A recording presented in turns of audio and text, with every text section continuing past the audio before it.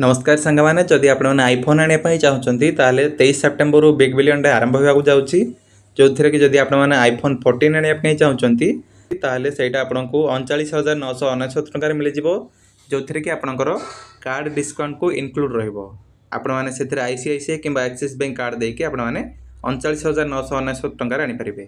आपड़ जदि आईफोन 16 आने चाहते ताले आपने 51,999 टकर आनीपारे। आउ जदि आपंकर फ्लिपकार्ट एक्सिस क्रेडिट कार्ड अच्छी ताले आपने आईफोन 16 को 48,319 टकर आनीपारे।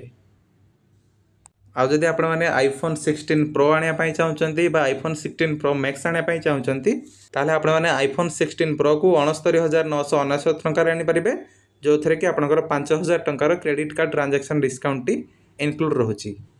आपने आईफोन 16 प्रो मैक्स को 89,999 टकर आनीपारे जो थे आपंकर डिस्काउंट टी इनक्लूड रोचे।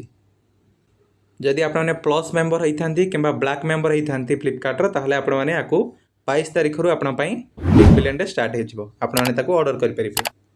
नेक्स्ट अपडेट चैनल को सब्सक्राइब करूँ और वीडियो को लाइक करूँ।